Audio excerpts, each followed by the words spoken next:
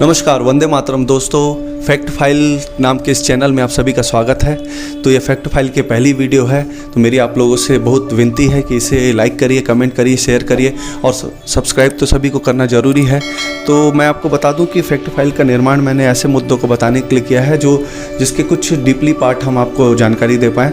तो मैं आपको बता दूँ कि अभी वर्तमान में सबसे ज्वलंत जलता हुआ बर्निंग इशू है रसिया यूक्रेन वार। मैं आपको बता दूं, रसिया विश्व का सबसे बड़ा क्षेत्र है, ये क्षेत्रफल वाला देश है, साथ ही सेना के हिसाब से भी दूसरा बड़ा प्रमुख देश है, और यूक्रेन भी एक यूरोप की बड़ी कंट्री है।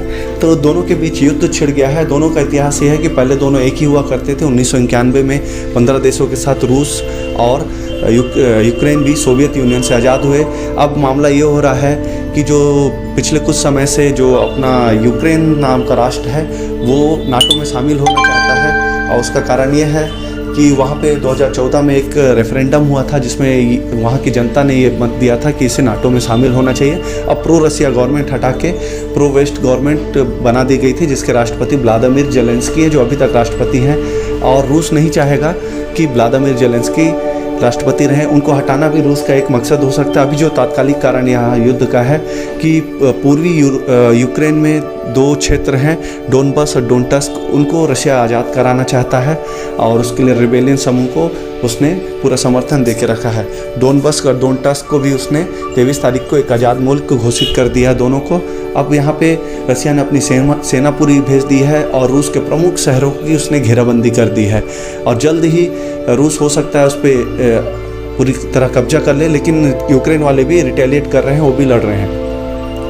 इसका जो प्रभाव होगा आने वाले समय में, हो सकता है कि अगर नाटो इसमें एंगेज हो जाए, नाटो देश के ऊपर रसिया अगर हमला कर दे, तो निश्चित रूप से विश्व युद्ध में परिवर्तित हो जाएगा, जिसका भुगतान हर किसी को करना पड़ेगा। आपको, हमको, हर किसी को इसका भुगतान करना पड़ेगा। अगर ऐसा नहीं भी होता है तो हो सकता है कि आने वाले समय में यहाँ पे इस युद्ध के कारण जो तेल और गैस के दाम बहुत तेज़ी से बढ़ें, जिसका हम सबको भुगतान करना पड़ेगा आर्थिक रूप से। तो कहीं ना कहीं युद्ध तो नुकसानदायक है, आपके लिए भी, हमारे लिए भी, और रसियन यूक्रेनियन जो लड़ रहे हैं उनके लिए भी। तो युद्ध ना हो, पहला प्रयास यही रहता है। भारत का रुख सधा हुआ है, उसने किसी का भी समर्थन नहीं किया है। हाँ, पर समर्थन ना करके भी समर्थन करना, यह भी एक जियो पॉलिटिक्स में होता है, और भारत ने वही किया। भारत रूस का समर्थन नहीं कर रहा है, पर उसका विरोध भी नहीं कर रहा है, तो उसका एक तरह से परोक्ष रूप से समर्थन कर रहा है। रूस हमारा पुराना सहयोगी राष्ट्र, हम उसके विरोध में नहीं जा सकते हैं। ये जो कूटनीति रहती है वो, मतलब एक देशों की कूटनीति एक लंबे समय तक रहती है, और हमारे देश की भी जो रणनीति यही है। तो मेरी ये वीडियो आप लोगों को कैसी लगी, अच्छी लगी हो तो लाइक करिए, कमेंट करिए, सब्सक्राइब करिए। तो आप लोगों से मिलते हैं फिर अगली वीडियो में। तब तक ले भारत माता की जय, जय श्री राम।